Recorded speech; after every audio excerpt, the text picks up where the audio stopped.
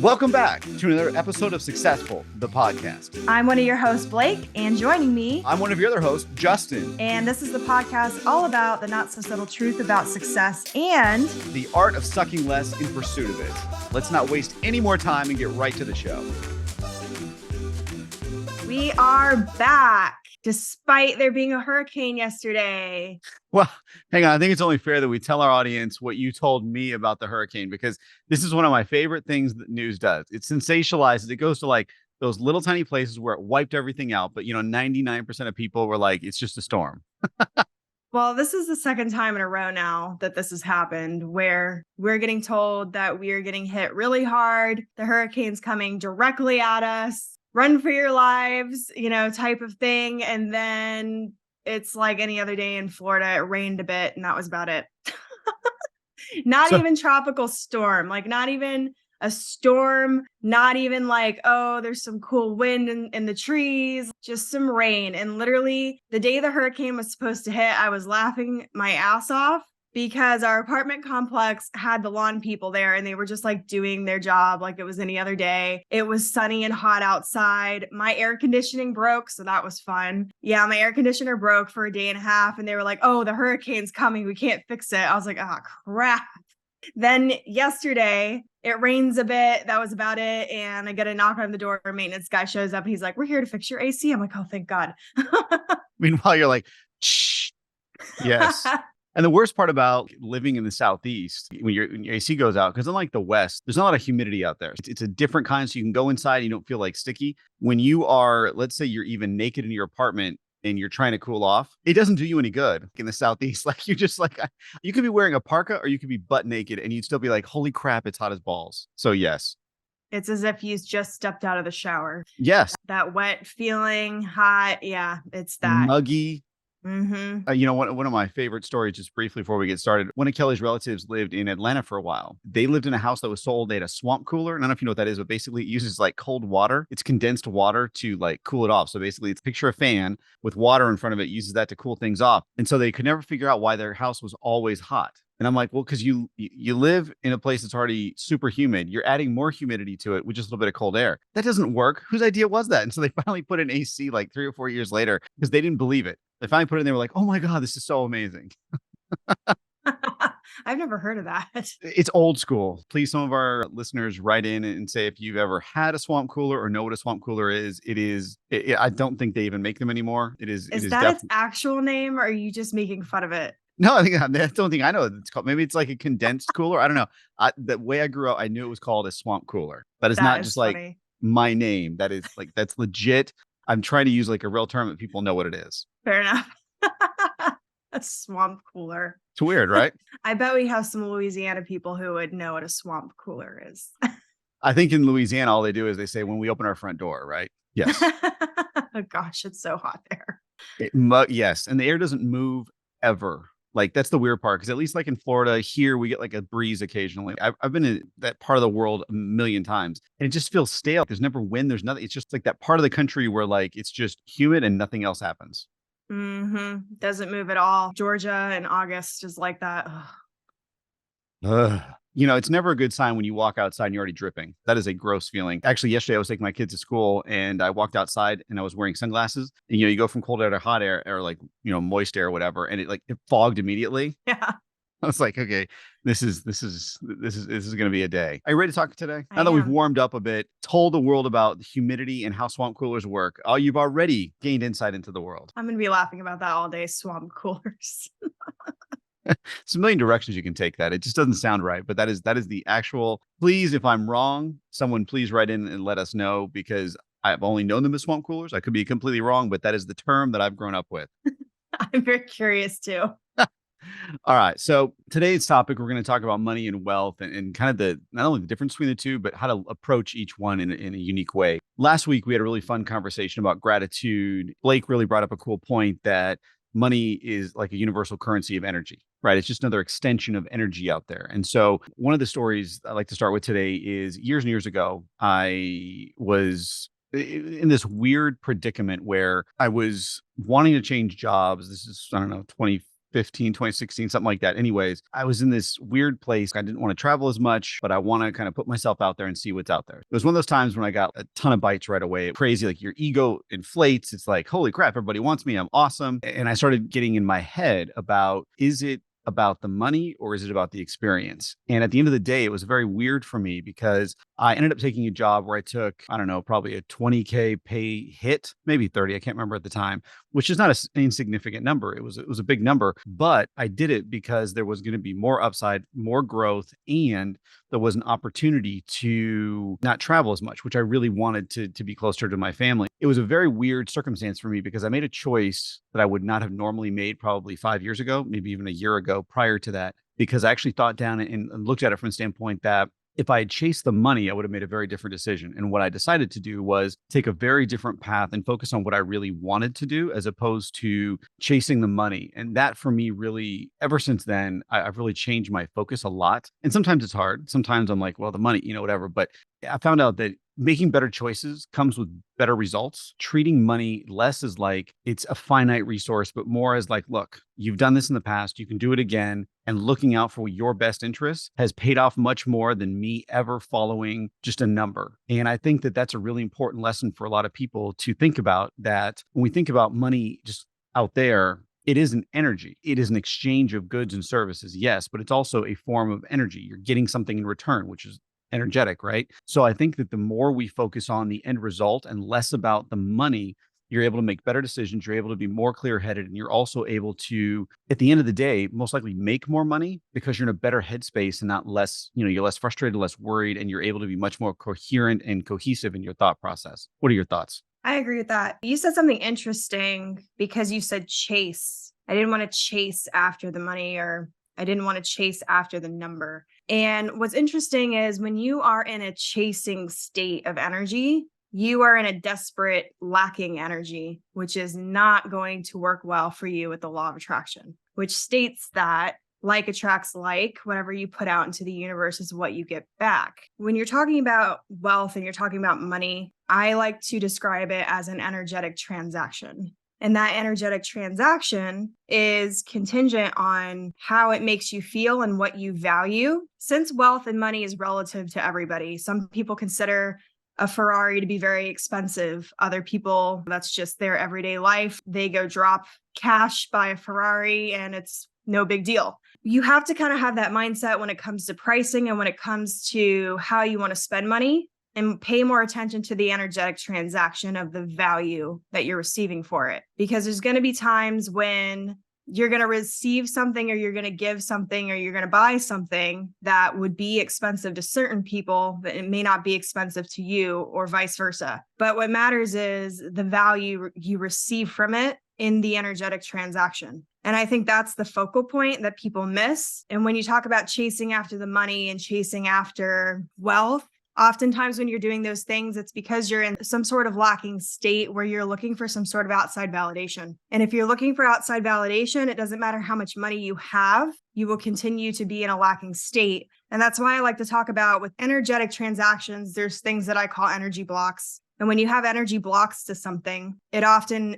causes resistance towards whatever that thing is. So a lot of people, especially with money, have these energetic blocks that prevent them from actually obtaining money and keeping it and obtaining wealth. They often think that in order to get over that block, you have to have more of the thing you have a block to. So for example, people think, oh, well, if I just had more money, if I just win the lottery, that'll solve my problems of always being in financial debt. Typically, that's not the case, because it doesn't matter how much money you have. If you still have that money block to financial wealth, you will always be in a lacking state. You'll just be in a different version of it. And so in order to really have a good relationship with money and wealth, you have to first go back to self. Everything starts with self. I agree with you. And I got to tell you, holy shit, I think you had your Wheaties again this morning.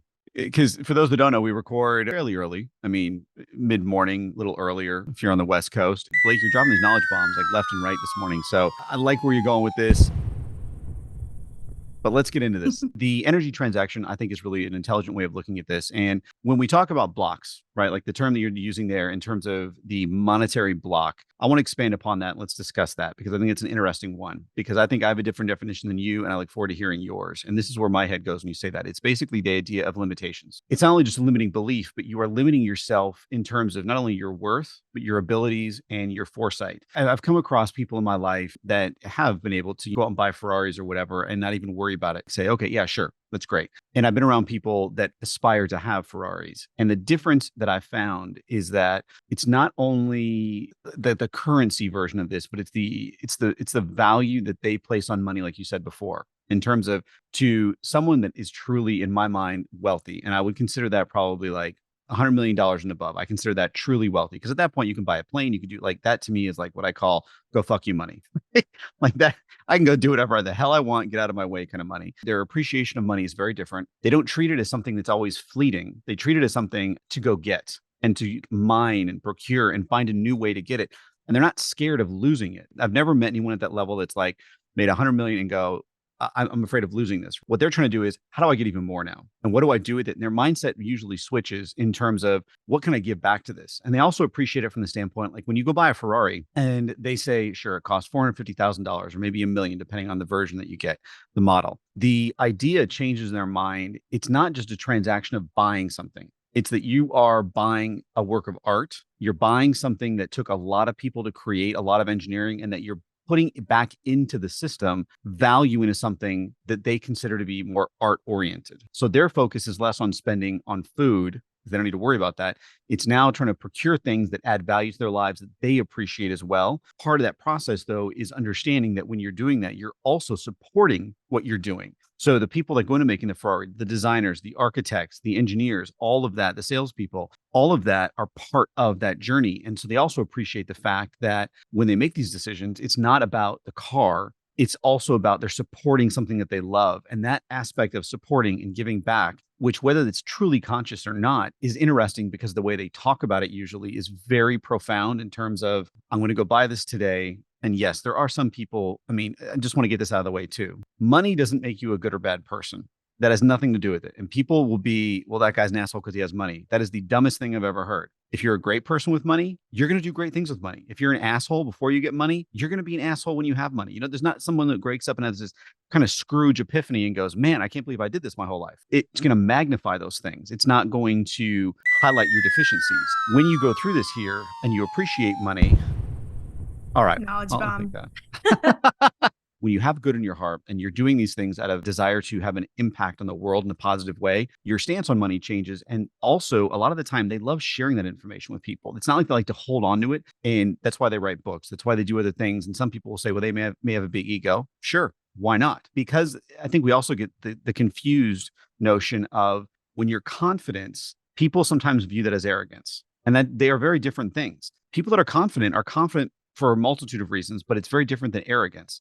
And so look for the difference between the two and follow those, because those that are courageous, those that are giving with their money, learn from them. And your aspect and your appreciation of money changes drastically, because the other piece that I want to make sure that everyone understands when we talk about the currency of money is there is no shortage of money. There's no such thing as it's finite. It is truly infinite. People worry about our deficit. I love that every freaking political year since I was a kid, everyone talks about the US deficit. When I was a kid, it was like $4 trillion, which that's just insane. And now I think it's up to like 32 or $33 trillion.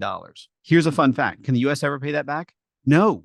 The US will never pay that money back. I hate to tell you this out there. That's not the goal of this. The point of it is to share with you that it's a fictitious thing. It's made up. We associate value with it. It could go away tomorrow or it could grow. The point of it is that there's no limit to it. 34 trillion, you can't even wrap your mind around that kind of number. When you see it on paper, you're going, that can't be real. But it is. All countries are in debt. There's very few countries that have a surplus. And the idea here is don't worry about the debt so much. Worry about what you're doing with it and what you're going to go forward with it, because there's not a finite amount of this. There is, how are you going to use this to your advantage? What are you going to do with good? And how are you going to get more of it so you can share more of the goodness with it?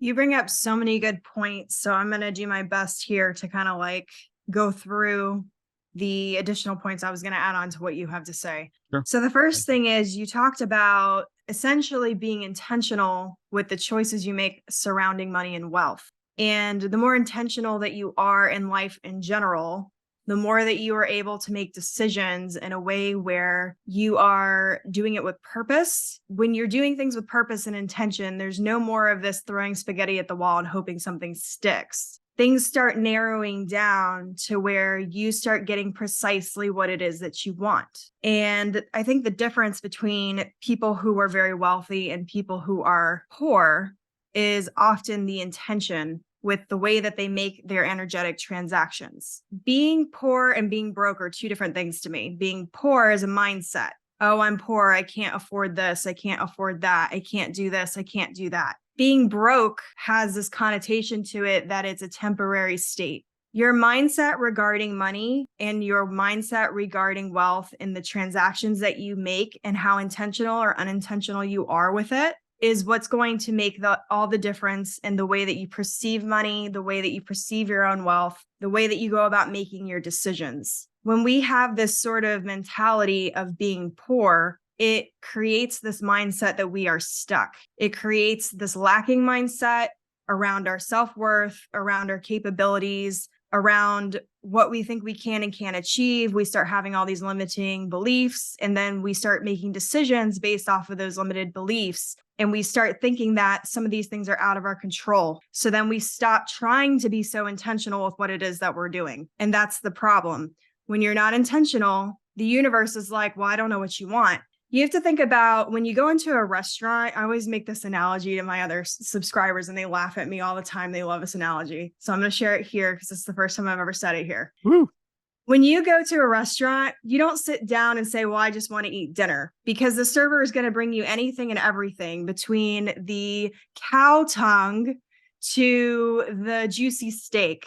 And you are at risk of them bringing whatever you think you could possibly have from the restaurant, even if you have allergies, any of that type of stuff, because you just said, well, I just want to eat dinner. If you tell the server what you want and how you want it, what does a server do? They go and they bring it to you, what it is that you want. The universe is the server. But if you don't tell the server what you want and how you want it, the server is not going to bring it back correctly because it's relative. That's like when people say, oh, I want to be happy. Well, what the fuck does that mean?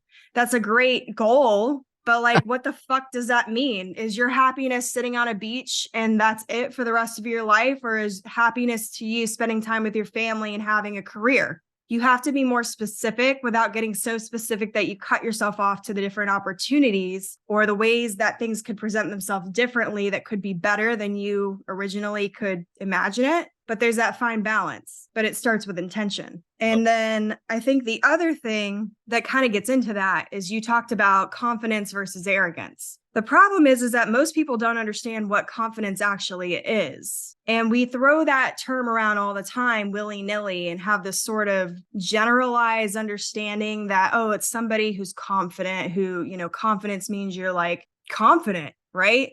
Well, confidence is actually trusting in your own abilities and decision-making. People who are wealthy, the reason why they always know money's going to come back to them, why they have this mindset around money being not finite, is because they trust their abilities and they trust their decision-making to always bring back more. That's a skill. Being wealthy and being rich is a skill. It's a skill that anybody can learn. It's not something that you can't learn how to do, or that, oh, well, I grew up this way or that way, so I just can't do it. Those are limiting beliefs. If you really want to try to have a better relationship with money, it always starts with self. It starts with your self-confidence. It starts with your self-worth, which means that you have to learn how to trust your abilities and your decision-making around money and the other things that you're trying to do. And then the last thing I was going to say is you talked about essentially assigning meaning to money and assigning meaning to numbers. When you get to this point where you're trying to make more money, you'll start to realize as you're building your relationship with money that you have an energetic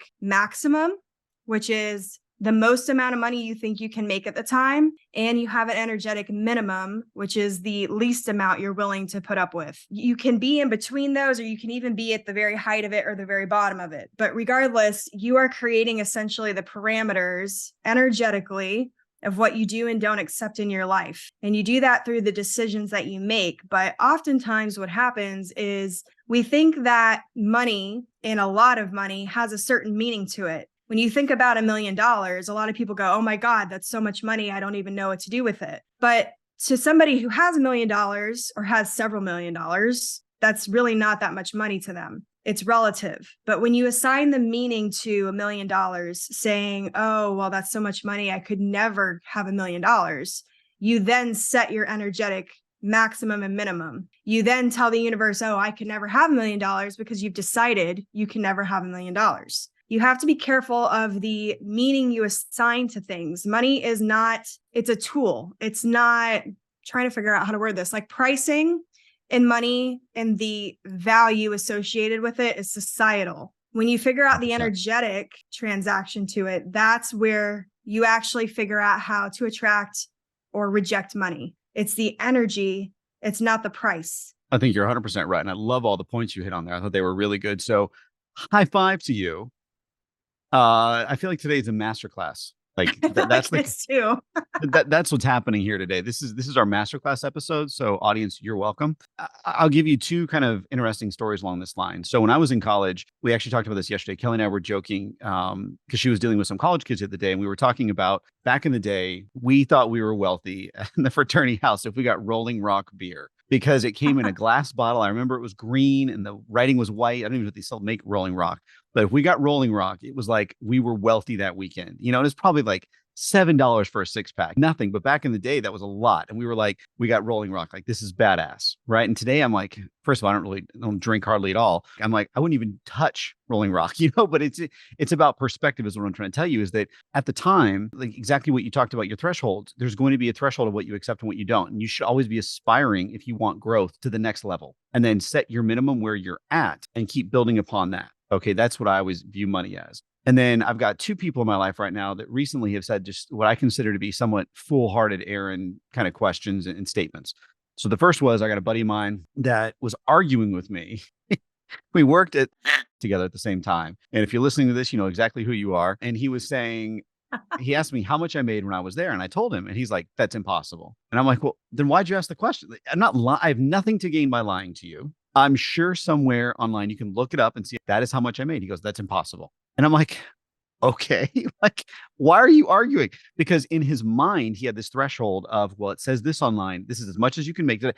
And he's just so methodical in his thinking that he doesn't see the abstract of the world and the way to get to another answer. When you put it out there, what you said earlier was you don't want to be necessarily so myopic in your vision, not open other opportunities. That's my summation of what you were saying in your last point. I think that's really key, is be focused on where you want to go, but also be open to those segues that come up, the meandering rivers. And the second person recently said something to me that just floored me. And I get it, but I guess it's really hit home recently because from the standpoint that these limiting beliefs I find very obnoxious. So for instance, they said, I mean, literally every time we talk, and it's gotten so bad that I'm actually avoiding talking to her a little bit, because every time she talks about how expensive groceries are, she makes a very good living. It should not even worry about money. That's the kind of level that she's at. And all she ever wants to talk about is how expensive groceries are. And to me, one, I have no control over groceries. I am not a farmer. I'm not in that industry. I'm not even near a farm. I'm going to pay what it costs, and that's it. If I bitch and complain about it, what does that do? That does nothing for me. I need to accept it and set a new threshold and say, okay, this is where it's at. So now I need to do this. That's where my head goes. Hers is,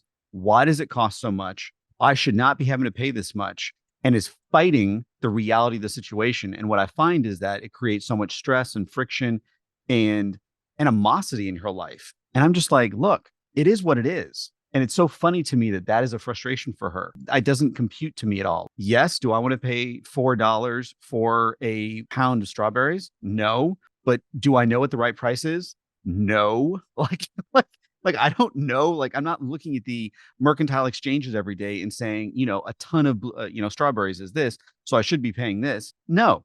I go to the grocery store and I know that, guess what? If they're gouging me, they're going to go out of business, because we live in a society where there's 1 million grocery stores in the United States. And if this one's fleecing you, you go to another one. People shop around. The idea here for me is, I'm sure it's a reasonable price. If it's a little bit more expensive, but it's close, sure, I'll pay that. I don't treat it as a stressor. I just view it as an opportunity to say, okay, look, things are changing. I need to adjust my perception of this and do something differently. I think that when you have limiting beliefs like that, one, it's irritating to people like me, because I don't want to hear about you bitching and moaning about something that you can't control. Find a solution to it, especially when it comes to money. Like, if you don't have enough money, I get it. let's say you're in rural Africa. Your options are pretty limited. You don't live in a place like here. It is very difficult to make these decisions. So I'm not talking to that part of the population. I'm talking to Americans right now, in particular, Europeans, where you have that choice, where even without an education, there are thousands of millionaires out there without a college degree. So if you're complaining that you don't have a college degree, there's a million examples of people that did it without that. If you're a doctor or have a doctorate, there are also millions of people that are poor. There's flip-flops here.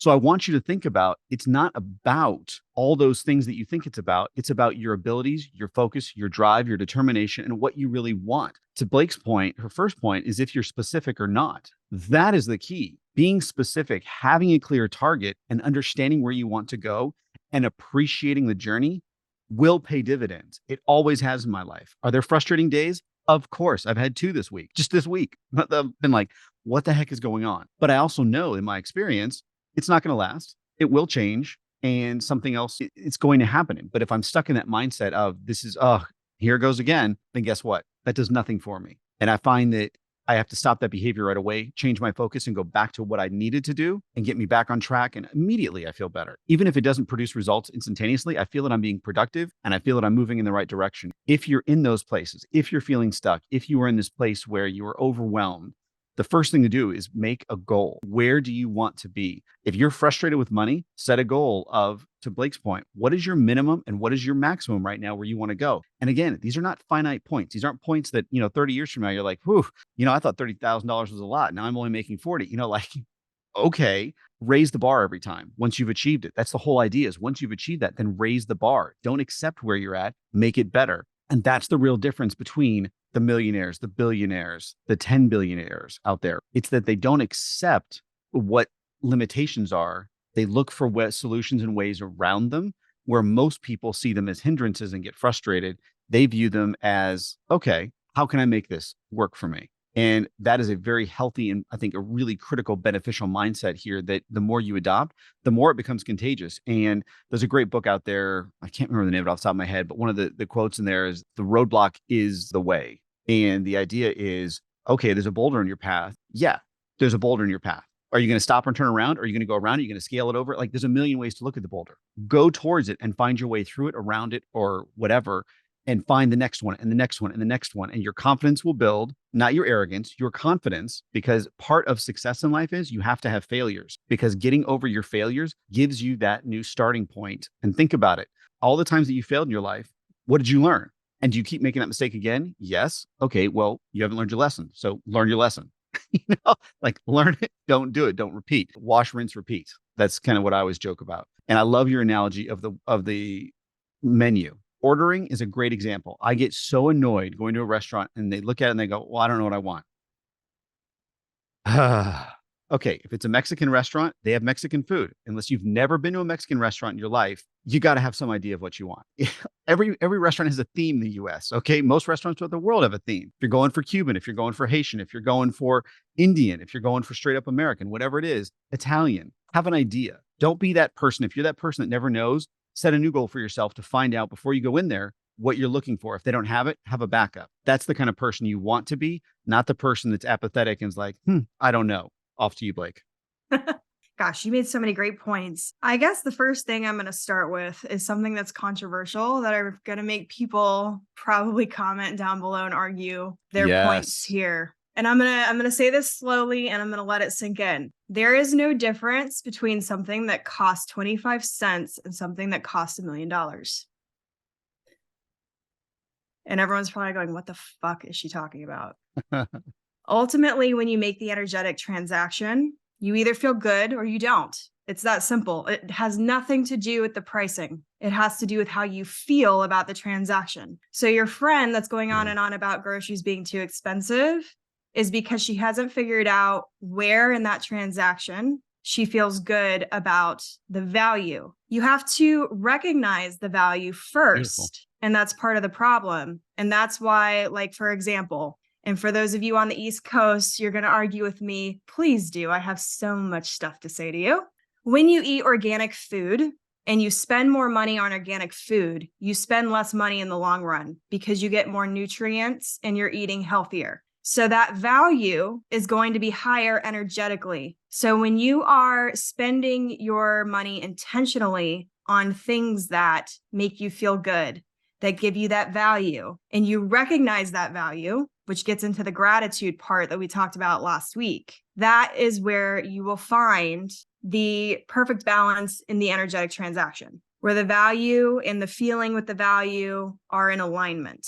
But you have to recognize the value first. The problem is that we have a lot of blocks with money because of society, because of movies and television. I mean, how many times do you watch a movie and it shows you that rich people are bad? The rich person's the bad guy. The rich person's an asshole. The rich person doesn't care about this, that, or whatever. There's a lot of people in real life where that's not the case. And when you have these energetic ideas and blocks to money and to having wealth, where you have this mindset of, well, all rich people are assholes. All rich people don't care about this, that, or whatever. And you start taking on those limiting beliefs.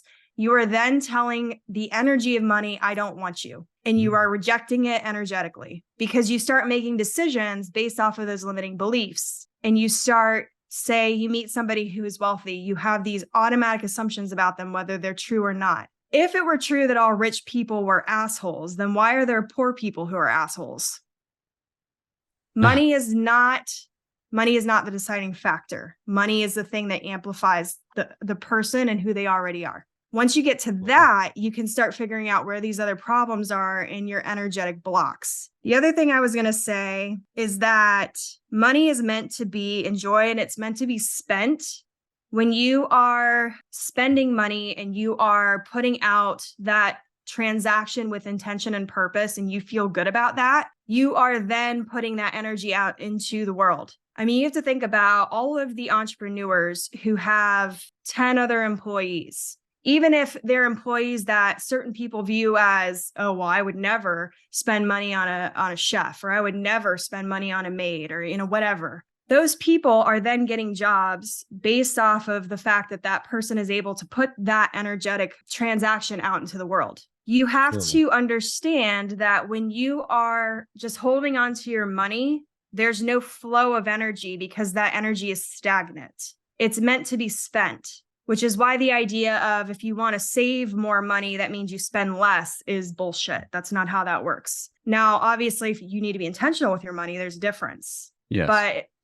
But if you are just holding on to your money for the sake of holding on to it because you're scared of losing it, you're stagnating your energy with it. And therefore, the transactions can't happen energetically or monetarily. And you get stuck. And I think a lot of people, they're too afraid to actually enjoy their money, which then makes it harder for them to gain more money because they're afraid of losing their money. So then they don't take any risk. And then nothing happens. It just kind of stagnates. If you want to be able to create more wealth for yourself, you have to be willing to have that be a cyclical sort of energy where you are understanding that whatever you give out, you're going to receive. That happens the same with money and energetic transactions. If you give more money, you're going to receive more money, but it has to be with the right intention and it has to be with the right energy. You can't give because you're like, oh, if I give $10,000 to charity, it's going to come back to me. That's not the right energy. You have to do it because you want to do it, because the universe knows if you're lying. The universe knows the energy. It speaks only in energy. So you can sit here and try to pretend all you want, and you can say whatever you want, but the universe is only going to listen to your energy. That's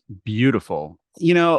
I feel sorry for you editing this because you're just going to be sitting there all the time doing boom, boom, boom, boom, boom. It's just, our audience won't be able to hear what we're saying. There's so many knowledge bombs going in here. So proverbial hat tip to you. I'm going to give you an interesting point here that you said something that really sparked it in me. And I want your last point here that I think this will hit home with people. And I hope this resonates with you because this is a fact that hit me over the head probably a decade ago. And it's so crazy to me because you have people out there that say your point every day. You have got to be saving and doing all these things, right? Like you should be saving. Here's a cool couple of points for you here to think about because I'm all for saving, but that should not be your focus. And here's a great example. Most people, in fact, I don't know a single one that's worth over $15 million has a 401k. They don't have them. All right. That should tell you something. And not that 401ks are bad. They're offered in companies, but it tells you there's what most people believe how you get wealthy, and then there's how you actually get wealthy.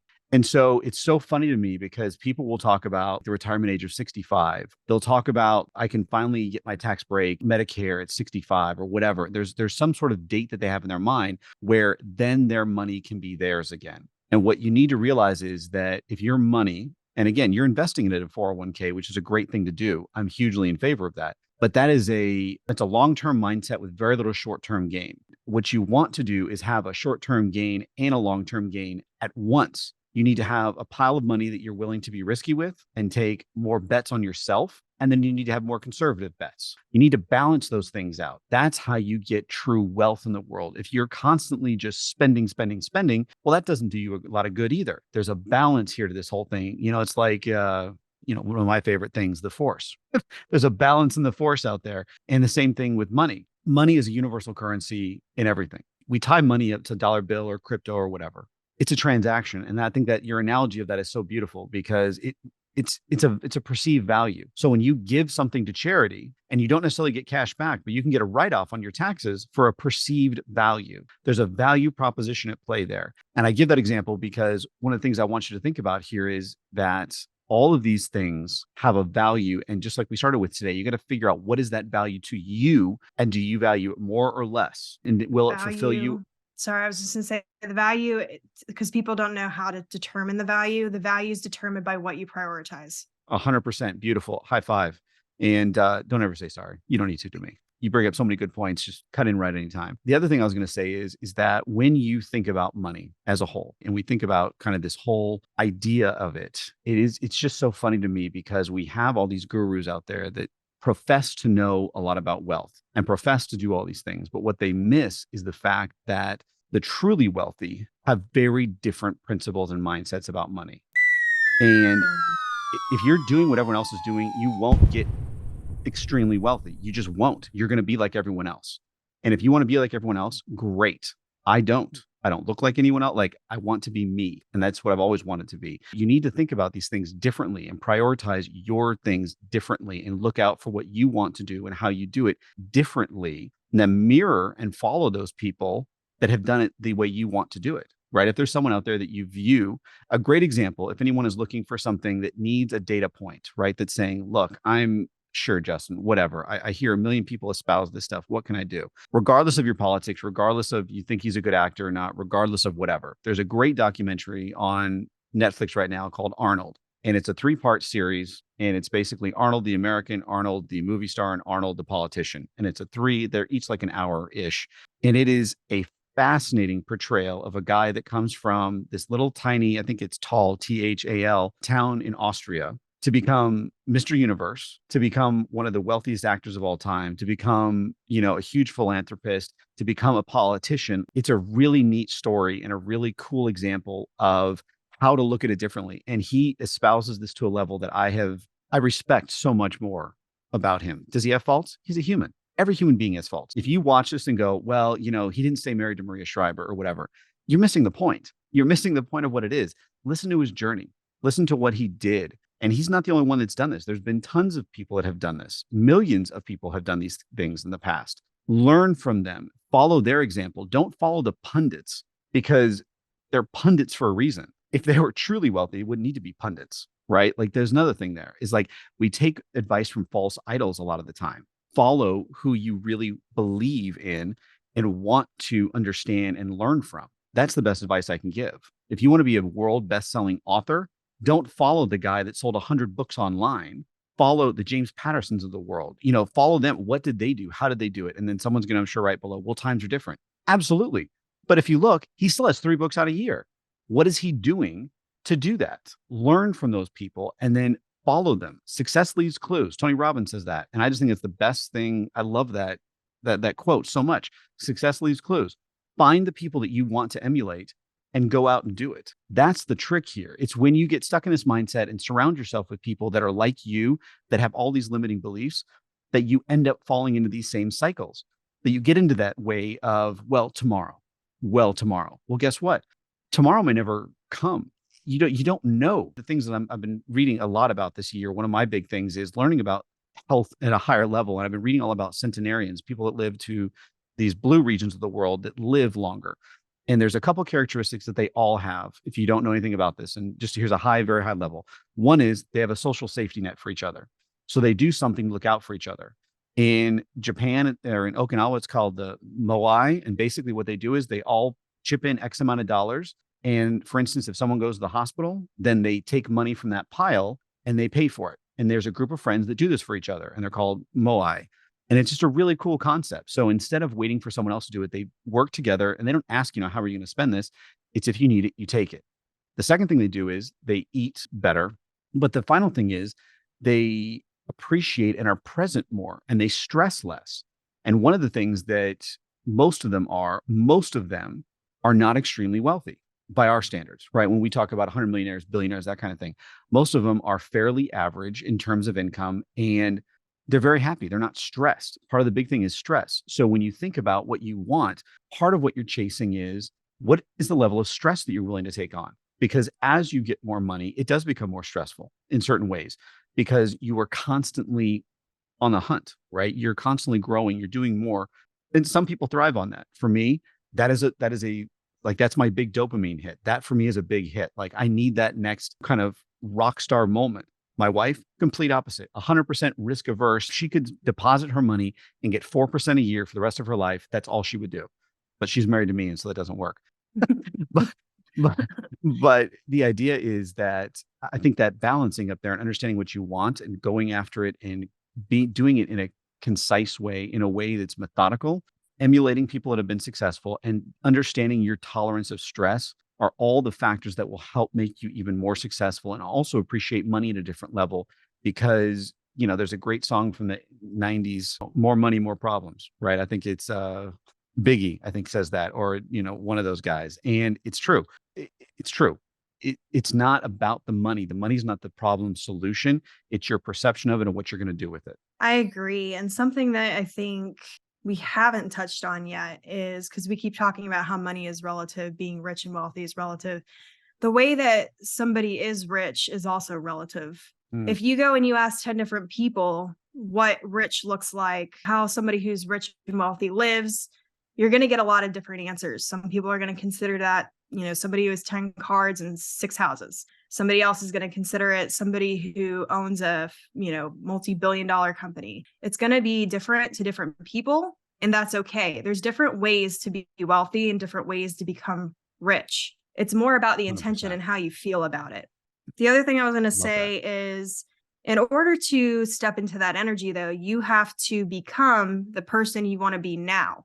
Now, that doesn't mean you go out and you buy a Ferrari if you can't actually afford to buy a Ferrari. What it means is you start upgrading the different areas of your life. Start with one thing at a time. Something simple, something that either annoys you, takes up too much of your time and energy, stresses you out, whatever it is, something that will make you feel good about that energetic transaction. It could be as simple as your wallet's been broken and it annoys you because every time you try to pull your license out of your wallet, the damn thing breaks more. Go buy a new wallet that you really like. If that cabinet keeps whacking into the side of the refrigerator and that's annoying, and you keep knocking things over and breaking things because the cabinet's not working properly, invest in fixing that problem. The things that are causing you stress, causing you to lose time, causing you to put your focus into places you don't want your focus to be, is where the energetic transaction is going to be the most positive for you. People who are very wealthy have a tendency to 99.9% of the time invest in themselves in some way. That's why they have chefs. That's why they have drivers. That's why they have more expensive computers, whatever it is that you are perceiving as, oh, I would never spend money on that, or that's a waste of money. There's no waste of money because money's not real. It's about the energetic transaction. People who make money invest in themselves because they value themselves. They trust their decision-making. They trust that, hey, if I hire this person who's going to take 30 hours of work that I don't want to do off my hands, so I can do something I do want to do, that's going to allow me to put my time and energy into something that's more intentional, then that's valuable. But you have to get down to your own worth and your own understanding that your time and energy is the most valuable thing that you have. That is the money of the universe, is your time and your energy. That is also the communication that you have with the universe. because what you put your time and energy into and the transactions that you make with that is what communicates to the universe what you prioritize. You have to align your money transactions with your energy transactions. And that will allow you to make the decisions that you want to make in order to move forward to the next big thing. Part of doing that is investing in your zones of genius, which are the things that you love to do that you're really good at. You are giving gifts for a reason. Not everybody can do the things that you can do. And oftentimes we have a tendency to discount that. I heard a story recently about this copywriter who she got a company who came up to her and said, hey, we want you to write 10 blogs for us in 10 newsletters. Nice. And she went, oh, great. I can do that in my sleep because I'm so good at it. It takes me only a couple hours. So she told the company that she wanted to get paid $5,000 for that. Company said, great. Okay. Signs contract. She does the work, sends in the stuff. A couple weeks later, company made over it was something ridiculous. It was like $200 million or something in additional sales from her blogs and her newsletters. Wow. And she went, well, fuck, I undercut myself for that. And then to rub salt in the wound, she was talking to another copywriter who literally was like, oh, I don't even get out of bed for at least, it's got to be above $15,000. And was saying that, listen, the amount of value that you give to somebody else when you do jobs like that, and that IP that you're giving to someone else, intellectual property, could take you 5 minutes to do, but it's not something everybody can do in 5 minutes. It's not something everybody can do with that level of impact. So if you are giving a company something that's going to increase their sales by however many millions I just said, you should be charging per the value that you're giving to that company, not based off of how long it's taking you or not taking you to do the work. And I thought that was interesting because especially creatives have a tendency to discount their creative gifts because they're like, oh, well, I can do that in 5 minutes. Or, oh, what does telling a story do? You don't recognize the value. It's very hard to make the proper energetic transactions if you're not recognizing the value. Same as your grocery girlfriend. Kelly, be careful. It's not a real girlfriend. So I think you're 100% right. I love exactly what you said there. And I wouldn't even summarize or do anything differently. I loved it. I think you just, it was perfect. And all I would add to that is the fact that when you go through this exercise here and you do this, appreciate those little moments though, right? Celebrate those wins that you have, that you've started looking at this differently, that you've started to understand and appreciate these things a little differently, because these currencies do pay dividends, and your perceived value of something doesn't have to be someone else's. If someone else is judging you, for instance, let's say you have a maid, or like, for instance, here, it's a big deal. Like we have someone that mows our lawn. And one of our friends that lives in the neighborhood, not in this one, but the one next to a couple down, was like, oh man, one of the things I love doing is going out and to mow my lawn. I would never pay anyone to mow my lawn. And I'm like, okay, great for you. But he's always teasing me. He's like, you spent 100, I don't know, X amount of dollars on this last month. And I'm like, yeah, because one, I don't want to do it. Two, it's expensive. It's hot. Like, I don't want to buy the equipment. I don't want to get dirty, like whatever it is, all those things. Right. But it's that perceived value. And it's so funny that I'm not discounting what he's doing. I'm just saying I'm not going to do that. And so when you go on this journey here, one thing you also want to do is not disparage what someone else is doing. You don't want to be that person that's judging and going around that path because they're choosing their own way. What you want to do is be supportive in your own way. What you put out, you get back, right? It really is it's samsaric. It's a reciprocal process here. It's the yin yang. It's all that stuff. And so the more you put out there goodness, the more you will get back. That is a fact. Does it come back in the same way you imagine it or perceive it? No, usually not. And sometimes it comes back better. Sometimes it comes back in different ways. The final thing is that as we wrap up today, I just want you guys to walk away with the idea that money's not good or bad. And a lot of the time we say that's good and bad, and we talk about it. Like, how was money spent? It's not about good and bad. It's priorities, what Blake brought up earlier. And it's how you prioritize it. It's your priorities. And if they don't align with someone else's, that's fine. Again, do you want to be like most people? Have you seen most people? Most people, like, I don't want to be like most people. I'm not judging you.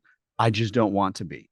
There's a great thing from Seinfeld. I can't remember what episode it is, but he comes in and he's like, having trouble. George is having trouble dating people. He's like, 5% of the population maximum is dateable. He's like, the 95% I wouldn't touch. And it's very funny, I love those little analogies there, because we all get kind of caught up in our head and our beliefs. Yet there is someone for everyone out there, if not multiple people, because there's 8 billion of us out there. So your perception doesn't have to match up with someone else's, but be convinced and be confident enough to follow through with your actions to make them a priority and to make them come to fruition. The last thing I will say to sort of wrap up here is that be careful who you choose to give your time and energy to. Mm-hmm. And keep in mind that if you are hanging out with people who are more wealthy or who are you perceive to be more wealthy than you, you'll often learn things from being around those people, even if they push you out of your comfort zone. I'm going to give you a really good example of one of the worst advice I've ever been given. When I went out to LA, I met up with a whole bunch of people 2 weeks before I went out. And one of them sat me down and said, well, you should just go and take any job for any rate so that you meet people in the industry. That is a common belief. Yes. You want to know why? Because if you go, it doesn't even, okay, let's just pretend for a second you do meet somebody really like high up there, but you're working for free. They will never hire you usually for that job that is high paying because they don't perceive you as having that value. If your confidence level isn't at the point to where you are willing to ask for what you know you deserve, or at least fight for it or ask at all, usually those people will not take you seriously.